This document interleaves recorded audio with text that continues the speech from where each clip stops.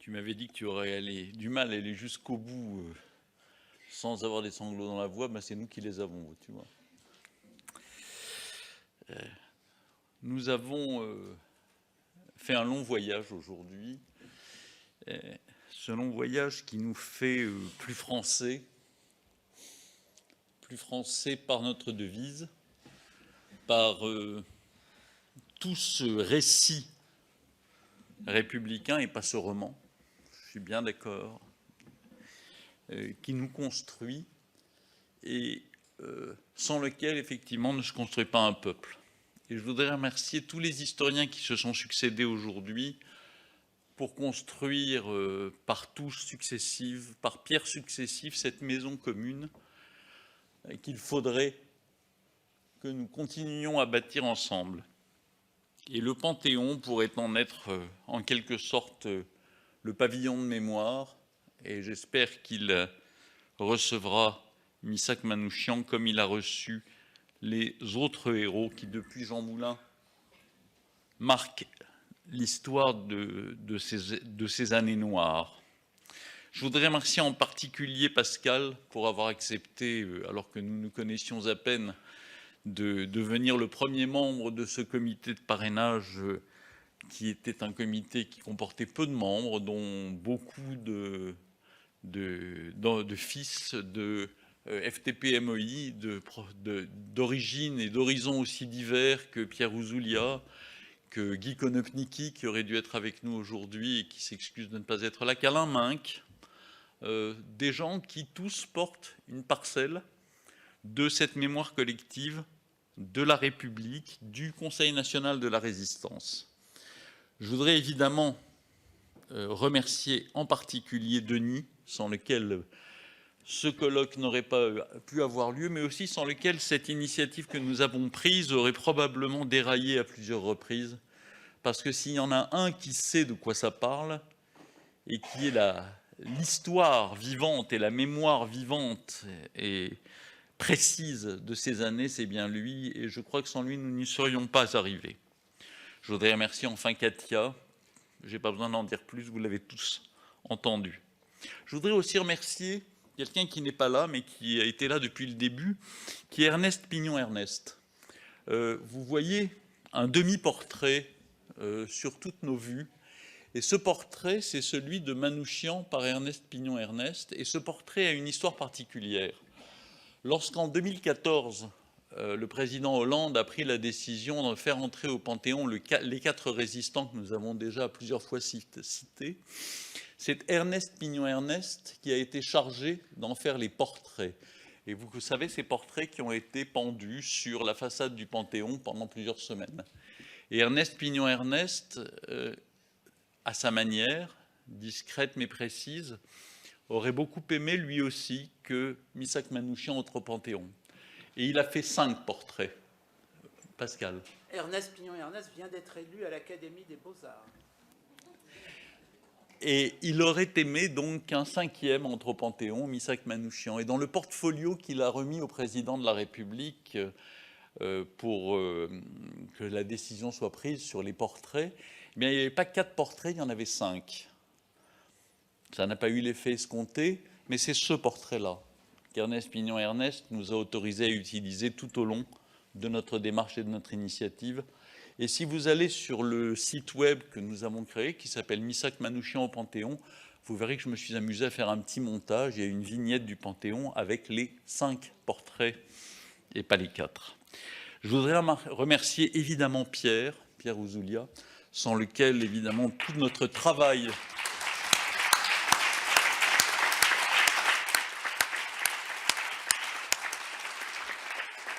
ne pourrait aboutir au Sénat, mais aussi en dehors, pour son action discrète, incessante et féconde, qui nous permet d'avancer. Et puis je voudrais remercier tous les membres d'Unité laïque, il y en a un certain nombre présents dans cette salle, je vais leur demander de se lever d'ailleurs, ça me fera très plaisir, et qui ont tous, Simone, toi aussi, qui ont tous travaillé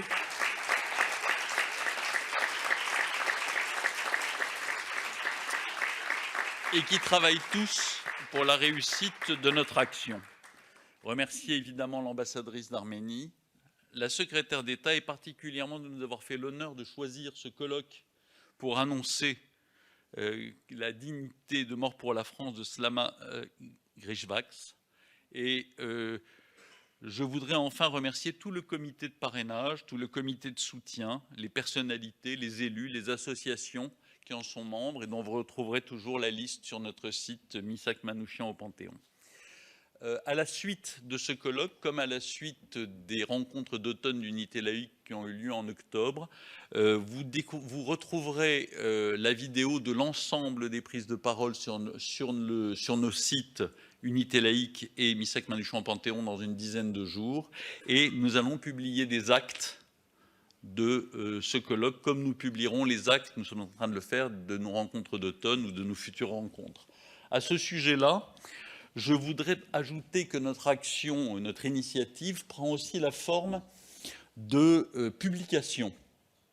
Et nous participons, nous sommes à l'initiative où nous accompagnons un certain nombre de publications qui seront disponibles en librairie à la fin de l'année 2023 ou au début 2024.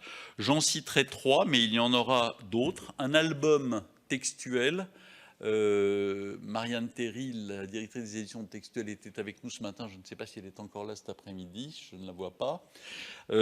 Extrêmement illustré, avec des textes scientifiques brefs, mais de grande qualité, sous la direction de Denis.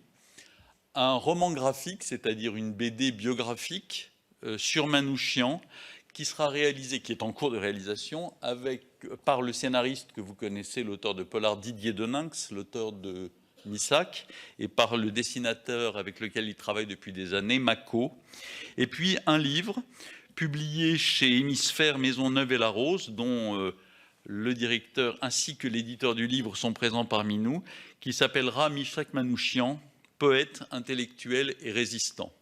Donc nous allons continuer à agir tout au long des mois qui nous séparent, nous l'espérons, enfin des jours qui nous séparent, nous l'espérons, de l'annonce présidentielle et des mois qui nous sépareront ensuite de l'entrée au Panthéon de Missak Manouchian.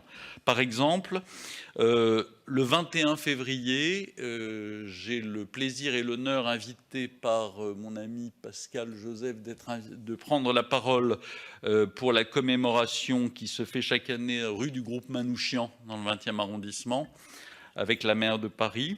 Le 4 mars, à Vaux-en-Velin, une autre de ces petites Arménies de la vallée du Rhône, nous donnons une conférence avec un spectacle autour de Missak Manouchian, grâce aux associations Laïcité et République sociale et la section de Vaux-en-Velin du mouvement arménien, qui sont des alliés d'unité laïque dans cette affaire. Donc voilà, les choses continueront, il y aura d'autres manifestations, très probablement une exposition au Centre du patrimoine arménien de Valence à la toute fin 2023 ou au tout début 2024.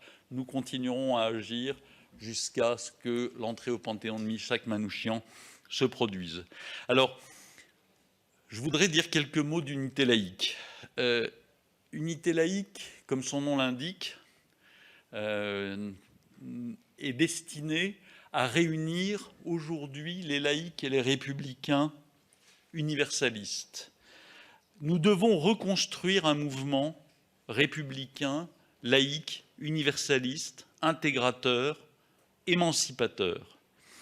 Et notre programme, d'ailleurs c'est celui qui accompagne, c'est la phrase qui accompagne le logo d'unité laïque, eh bien c'est tout simplement la première phrase de l'article 1er de notre Constitution.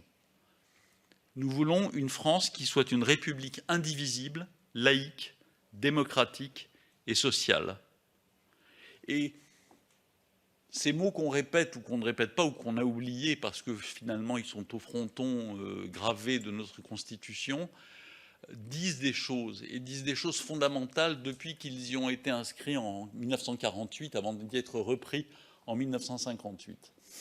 Et nous devons tous agir pour qu'au XXIe siècle, la France ne devienne pas un pays multiconfessionnel, un pays communautarisé, dans lequel nous vivrons par la force des choses sous la loi et la règle du vivre ensemble, c'est-à-dire, comme le nom ne l'indique pas, la loi et la règle de la cohabitation de communautés dont on espère à minima qu'elles ne s'entretueront pas, mais vivre sous la loi de ce que nous sommes, nous laïcs et républicains, et j'ai été très heureux d'entendre Pascal utiliser ces mots, la loi de la fraternité universelle.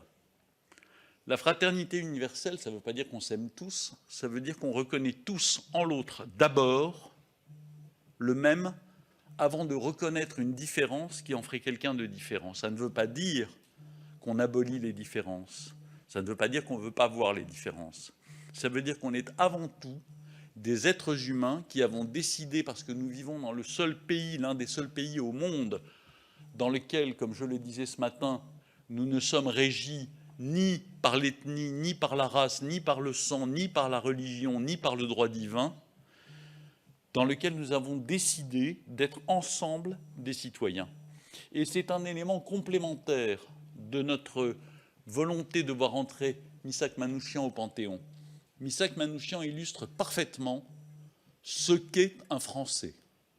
On est Français parce qu'on décide de l'être et parce qu'on décide d'adhérer aux principes qui construisent la République. Alors, nous continuons à travailler au-delà de Missak Manouchian. Nous avons aujourd'hui 3 grands axes de travail au sein de l'unité laïque. Il y en aura d'autres, mais ceux-là sont fondamentaux. Un axe qui est celui de l'école, car nous savons tous, et là encore, Pascal l'a dit, à quel point dans la République, et lorsque l'on a décidé qu'il n'y aurait plus de souverain, mais que chacun d'entre nous aurait une parcelle de souveraineté, il faut apprendre à être un peuple souverain. Et apprendre à être un citoyen, ça se fait dans l'école de la République, où ça devrait continuer à s'y faire. Donc oui, le premier acte de notre travail, c'est l'école. Le second, après l'école, c'est l'égalité entre les femmes et les hommes du point de vue républicain. C'est-à-dire que la République et la laïcité ne se sont véritablement accomplies que lorsque l'égalité formelle entre les femmes et les hommes a été acquise dans ce pays. Et nous devons continuer plus que jamais à porter cette égalité universaliste, cette égalité qui ne sépare pas, mais qui rapproche et qui nous rappelle que nous sommes tous des êtres humains. Enfin, et là encore, c'est pour ça que je disais tout à l'heure que Pascal avait tout dit, il est absolument nécessaire que nous reconstruisions ce récit commun. Ce récit qui fait de nous un peuple républicain et démocratique, non pas ce roman, mais ce récit, ce mythe commun des Lumières françaises, dans lequel, comme le disait Régis Debray, il n'y a pas un maire mormon, un gouverneur noir ou un président de la République protestant, mais dans lequel il y a des citoyens qui ont décidé d'être plus grands qu'eux-mêmes. Et je vous invite, comme nous l'avons fait au mois d'octobre pour nos rencontres d'automne, à nous rejoindre le 15 avril pour nos rencontres d'avril. Alors la subtilité, c'est que automne et avril, ça permet de garder l'acronyme Raoul. On s'est longtemps gratté la tête, mais on y est arrivé. Pour nos deuxièmes rencontres, donc, sur 4 thèmes, 4 tables rondes, toujours avec en tête le point de vue laïque et républicain, qui sont une table ronde sur l'université et la recherche, une table ronde sur le travail, une table ronde sur les institutions, et la dernière, je l'ai oubliée, bien entendu, une table ronde sur les territoires. Et nous avons eu les 4 premières tables rondes en octobre, et nous produirons là encore des écrits à ce sujet. Il y a un événement national nouveau qui est la conférence Politeia, qui se tiendra chaque année maintenant à Thionville, un peu sur le modèle des rencontres de la géographie de Saint-Dié. Nous y serons présents. J'ai l'honneur d'être présent à une table ronde qui portera sur le thème général de Politeia cette année, c'est donc du 16 au 19 mars, c'est la liberté. Et je serai donc dans une table ronde sur la liberté de conscience, qui sera animée par le journaliste Alexis Lacroix et où j'aurai en face de moi un certain Tarek Oubrou. Une dernière chose. nous ne voulons pas être un groupuscule. Il faut que nous soyons capables de reconstruire au XXIe siècle un mouvement laïque et républicain qui puisse avoir la puissance de ce qu'a pu être la Ligue des droits de l'homme au début du XXe siècle. Mutatis mutandis, les modes de communication, les modes de militantisme, les modes d'engagement ont changé. Mais si nous restons quelques centaines, quelques milliers, nous ne serons qu'un groupe sans importance à côté d'un autre groupe sans importance. Unité laïque, nous devrions être des dizaines, des centaines de milliers. Et je vous appelle véritablement à nous rejoindre, à adhérer, à faire adhérer autour de vous, à agir dans vos régions, à agir dans vos villes, à agir partout, pour que nous devenions une force qui ait une influence réelle et qui rappelle, comme le démontrent sans cesse les enquêtes qui sont faites année après année, que le peuple français est profondément laïque et républicain et qu'aujourd'hui, il n'a probablement plus de voix capable de porter son exigence et son appétence dans ce domaine. Rejoignez-nous, agissons tous ensemble et merci de votre présence.